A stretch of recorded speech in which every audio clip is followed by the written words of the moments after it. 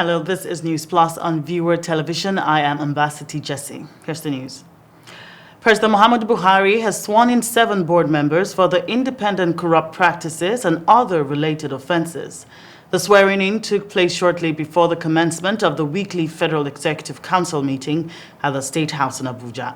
The reappointed ICPC board members sworn in by the president include retired Justice Adamu Bello, Hannatu Muhammad, Olubukola Balogun Obiora, Samuel Igwedibia, Abdullahi Saidu, Yahaya Dauda, and Grace Chingere.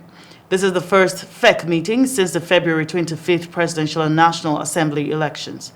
Present at the meeting are Vice President Yemi Osinbajo, Secretary to the Government of the Federation, Boss Mustafa, Chief of Staff to the President, Professor Ibrahim Gambari, National Security Advisor, Babagana Monguno, and other dignitaries. As part of the activities of marking the 2023 World Consumer Rights Day, the Nigerian Communication Commission has unveiled the Telecom Consumer Assistance Resolution and Enquiries Desk at the arrival lounge of the Nnamdi Azikiwe International Airport, Abuja. The Executive Vice Chairman, Chief Executive Officer, NCC, Professor Umar Dembata, who spoke through the Executive Commissioner, Adeleke Adewolu, disclosed this in Abuja. According to him, the Telcare Desk in Abuja will be a pilot, assuring that the Commission plans to set up the desk at strategic locations across the country to provide information to telecom consumers. The NCC boss noted that the Telcare Desk serves as an additional platform to receive and facilitate the resolution of consumer complaints, provide a means through which consumers and citizens can make inquiries on consumer issues, provide a platform for advocacy on any thematic consumer issue or concerns to further enhance awareness of the Commission's activities. Justice James Omotosho of a federal high court in Abuja has permitted President Muhammadu Buhari and the Attorney General of the Federation to regularize their processes in a suit seeking to stop the conduct of elections and examination on Saturday. The court's nod was sequel to an application by their lawyers, Osasoge Owaifo. Meanwhile, Justice Omotosho also granted same application by the plaintiff's counsel, Benjamin Amefule, and deemed their processes as duly filled and served. Having granted the application for the regularization of processes of the parties, Justice Omotosho subsequently fixed May the 22nd for hearing. The plaintiff, Ugochukwu Uchenwa, had dragged the federal government to court over the holding of elections and examinations on Saturdays on grounds that it violates his fundamental right to freedom of worship as a citizen and a member of the Seventh-day Adventist Church. The outgoing British High Commissioner to Nigeria, Catriona Laing, has described her over 4 years working relationship with the Parliament as excellent through the initiation of key legislations. Laing, who visited the Speaker of the House of Representatives, Femi Gbajabiamila, in Abuja to bid a farewell, said she is confident her successor will build on the already existing relationship between the two countries. I've had some highs, many highs, a few lows, but overall it's been an absolutely wonderful experience, and it's a very strong foundation of that has been a really good working relationship with Mr. Speaker and his team. We've worked together on a number of very important electoral bills, his own initiative, the foundation he set up to support young legislators, and I was very privileged to support that. Congratulations obviously on the success of your party, so I'm sure my successor will be working with you in a different capacity of some kind, and I will be passing on great encouragement to him to continue to deepen and strengthen the relationship in whatever that capacity is. So your time here, sometimes I think your passion was so evident in many of our discussions, And my hope and my prayer is that whoever succeeds you will carry on in that same trajectory in building and fostering an even more sustainable relationship between our two countries. The Nigeria Labour Congress has suspended its ongoing industrial action in Imo State. The suspension of the strike was announced in a statement issued by the NLC National President, Joe Ajaero. Ajaero disclosed that the suspension of the strike was due to interventions made by highly respected and well-meaning Nigerians from within and outside Imo State. The statement stated that the lifting of the industrial action was to enable residents of the state vote the candidates of their choices during this Saturday's House of Assembly elections in the state. It therefore warned that if at the end of 2 weeks the state government failed to reverse its anti-labor policies, NLC would resume the industrial action in the state. This is still News Plus on Viewer Television. We'll take a quick break and we'll be right back. Stay tuned.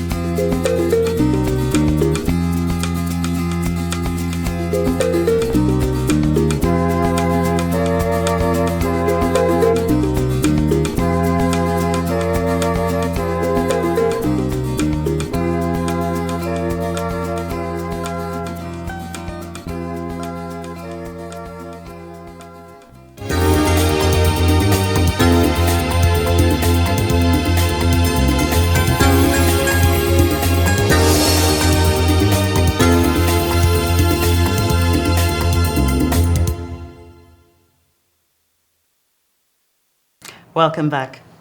The National Drug Law Enforcement Agency has assured candidates seeking to participate in its ongoing recruitment exercise that concerted efforts are being made to resolve challenges they are facing on the application portal, with a view to make the process seamless any moment from now.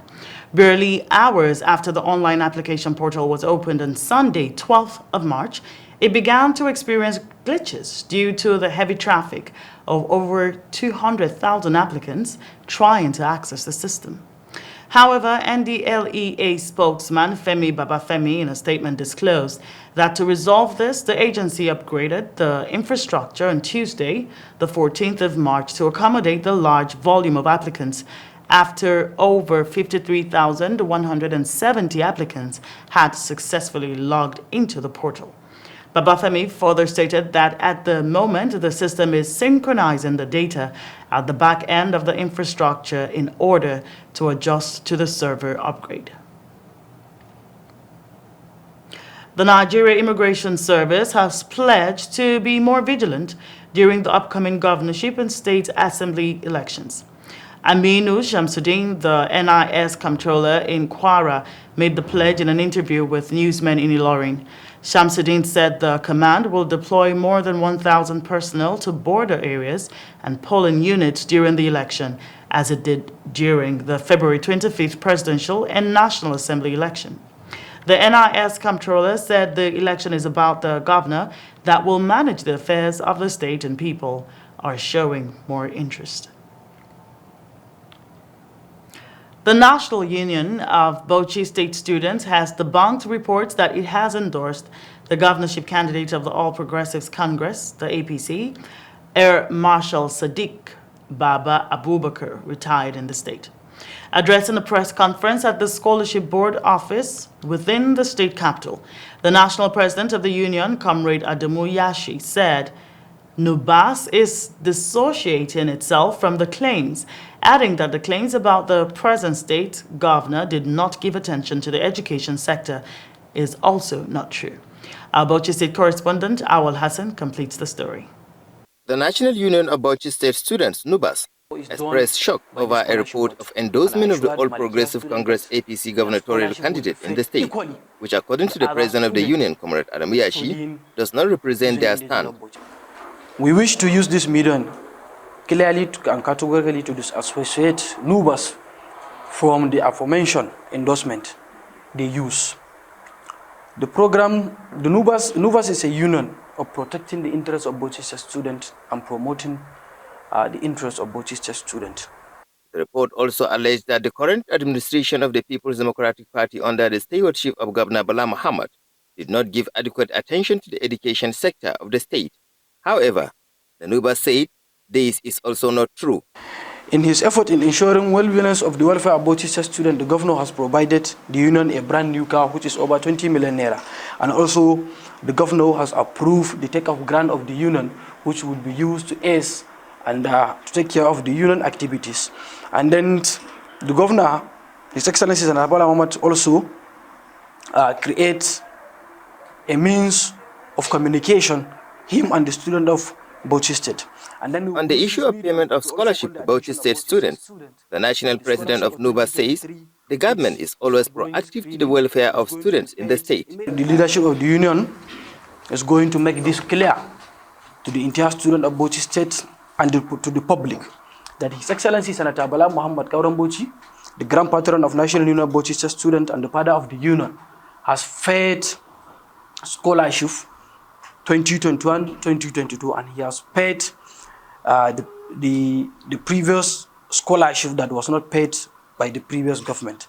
He, however, said that the report of endorsement was nothing but a desperate act by politicians to use the name of the union to score cheap political points through dubious means. Awal Hassan, VOA TV News, Bauchi. The Peace and Mediation Working Committee, Plateau State, established by Youth Initiative Against Violence and Human Rights Abuses, are calling for a peaceful and transparent process during the 18th of March governorship and state assembly elections. The Peace Committee made this call during a pre-governorship and state assembly election press conference in Jos, the Plateau State. Nasiru Saidu reports. Working Committee, Plateau State, established by Youth Initiative Against Violence and Human Rights Abuses, is here to address the press ahead of the governorship and state assembly elections. Ladies and gentlemen of the press, it's crucial to note that the most outstanding challenge we have had as a people at all levels in the country is that of leadership. And this has hinged largely on the procedure through which our leaders have emerged. Those that have led the country at different levels have several times had issues with drawing legitimacy from the people due to the process that produced them. We are mentioning so strongly that one of the main issues that has affected the credibility of electoral process in Nigeria as a nation and Plateau State particularly is violence before, during, and after the election. It normally leads to voter apathy and also gives room for manipulation of the process, which invariably leads to flawed outcomes. It's key to note that other stakeholders have contributed immensely in heating up the environment in terms of politicking. And these have included mainly religious leaders, community leaders, and the media, both mainstream and much more recently the social media. Ladies and gentlemen of the press, one phenomenon that has become very prominent in the forthcoming elections in Plateau State is mudslinging. It has the potential of escalating tension already in the polity. We keep seeing this especially on the social media. The group, while emphasizing the need for peaceful exercise, called on stakeholders to take responsibility and ensure a peaceful process. So we therefore urge the following actions. 1. The political leaders should caution their followers more deliberately to reduce the present animosity that has been developing around political divides based on the candidature of the major gubernatorial aspirants. And actually, it's the major parties that are guilty of these issues. That's why the recommendation is specific on them. Religious and traditional community leaders should use their influence to call political actors to order. They should also reach out to their followers to eschew all manner of evil speaking, which they, as moral custodians, have responsibility to discharge. The mainstream media practitioners should resist the temptation of playing to the hands of politicians, but stand with the people to prepare the ground for credible elections to objective reportage. The electorate should know that the politicians have their own interests. That is to win elections and achieve their own life's goal. That's their own. But the electorate should also know they shouldn't allow themselves to be used to further the politicians' ambition, but rather their own goals. And what was their own goal? Good governance. People must resist buying and selling of votes, which is still ongoing. People should resist taking the law into their hands and report any incident to the law enforcement agencies during and after the elections. The Peace Group uses the medium to encourage citizens to come out and vote for candidates of their choice in a peaceful manner. Nasru Saidu, VOA TV News, Jos. The Middle Belt Youth Forum has condemned what they tagged inciting comments by Sheikh Yahya Jingir on the outcome of the presidential and National Assembly election and the forthcoming governorship election on a video trending on social media platforms. In a press briefing in Jos, the Plateau State, the group, while announcing their support to the PDP governorship candidate in Plateau State, also faulted the recent visit by the APC Vice President-elect Kashim Shettima. Nasser Saidu tells us more. On social media, a video about a statement made by Sheikh Yahya Jingir regarding the recent presidential and National Assembly elections has gained a lot of attraction. The Middle Belt Youth Forum was not pleased with Sheikh Jingir's remark, thus a press conference was required to address Nigerians and Plateau residents. The national body of the Middle Belt Youth Forum is aghast and utterly disgusted by the vituperative and highly toxic tirade of Sheikh Yahya Jingir on the recently concluded presidential elections and the forthcoming general election in Plateau State. It is not only appalling, but tragic that Sheikh Jingir has superimposed himself as the spiritual political head of the Muslim in northern Nigeria. The message of Sheikh Jingir to his followers in Jos on Izala TV, which has gone viral on social media, not only insult the collective sensibility and identity of Christians, but denigrates them as an inferior class in the political equation of Nigeria. The ploy of Mr. Yahya Jingir to project a narrative that only the Kanke people, and by extension the Ngas, voted for the Muslim tickets and therefore should be trusted by the Middle Belt in the state is another dangerous tactic to sow the seed of discord and dissent among our people, to pave way for the eventual takeover of our land by our force. We must resist the temptation to yield clannish and ethnocentric feud which are daily sought by our adversaries to pitch us against each other and open a gulf for the enemy to infiltrate.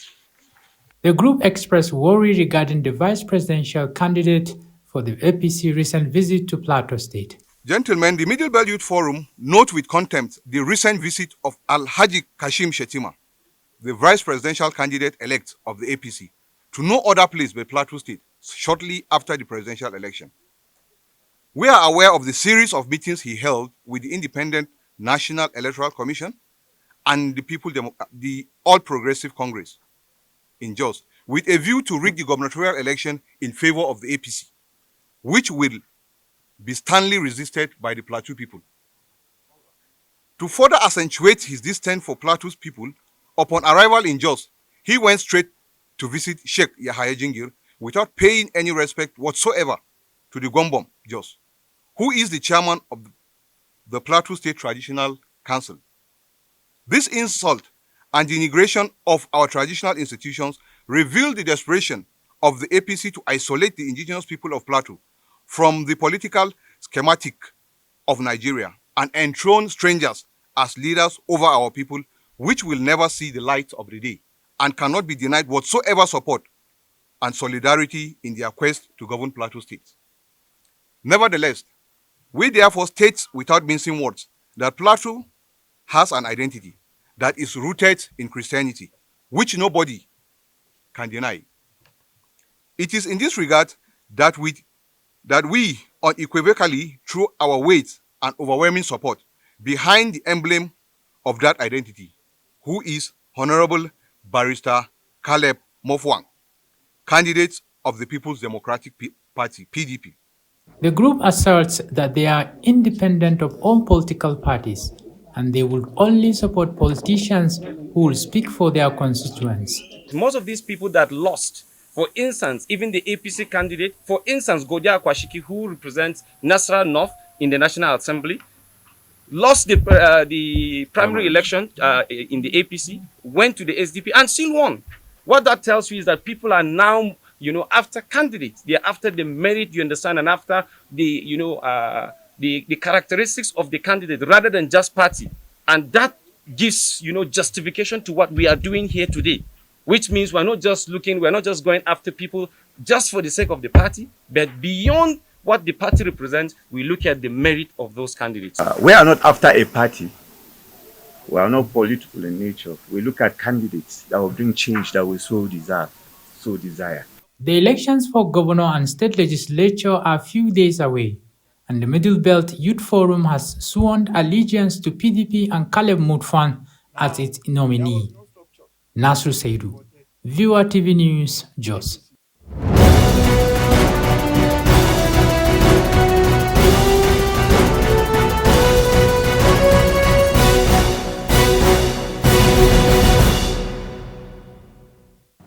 And now on the foreign scene, the death toll in Malawi from Cyclone Freddy nearly doubled to 190 on Tuesday after the record-breaking storm unleashed floods and landslides in its second strike on Africa in less than 3 weeks. Many people perished in mudslides that washed away homes in the country's commercial capital, Blantyre. Across the country, nearly 59,000 people have been affected and more than 19,000 people displaced. In Chiloboe, a township on Blantyre's outskirts, survivors milled about in disbelief, looking at flattened houses and structures as rain continued to fall. Many believe there were still people trapped beneath the muddy rubble of earthen bricks, but there were no rescuers in sight. U.S. President Joe Biden has issued an executive order that reinforces background checks for gun buyers in what the White House is promoting as the most comprehensive policy the president can enact without the approval of Congress. Biden's order also encourages safe storage of guns, and he has asked the Federal Trade Commissions to analyze how gun manufacturers market firearms, including to minors. The White House, which released the order, said the president planned to discuss its contents with gun violence victims in Monterey Park, California, where a shooter opened fire in a dance hall on January the 21st, killing 11 people and injuring 9 others. With more than 40,000 U.S. gun deaths per year, President Biden is betting voters in the 2024 presidential election will embrace more proactive gun control. Ban assault weapons. Ban them again. Do it now. Enough. Do something. Do something big. Senegal, 72. Mr. Nice, for his kindness, his positivity, his infectious smile. Moy Dayan, 67. Refugee, community builder, cherished friend. All of them lived lives of love, sacrifice. As the U.S. and South Korea stage their biggest joint military exercise in years, North Korea has fired several short-range missiles into the sea off its east coast in response.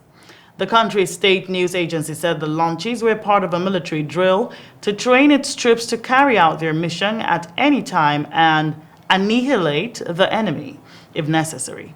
Tuesday's missile launches coincided with the 11-day joint drills between South Korean and American forces, dubbed Freedom Shield 23. North Korea condemns the joint drills as a rehearsal for invasion and proof of hostile policies from Seoul and Washington. South Korea is also seeking closer ties with Japan to combat the threat from Pyongyang, despite decades of friction and mistrust between the two U.S. allies. Pakistan riot police have used water cannon and tear gas to push back supporters of former Prime Minister Imran Khan, who gathered outside his house to prevent officers from arresting him. Khan was ousted from office by a no-confidence vote last year and has been snarled in a series of legal cases as he campaigns for early elections and his return to office. It is the second time in recent weeks that police have been dispatched from the capital Islamabad to Khan's home in the eastern city of Lahore to serve an arrest warrant after he skipped several court dates linked to a corruption case, citing security concerns. Pakistan's Imran Khan vows to fight to last drop of blood in first rally since being shot. And that's all on News Plus. Many thanks for watching. I'm Ambassador Jessie. Please stay tuned and enjoy the rest of our programs.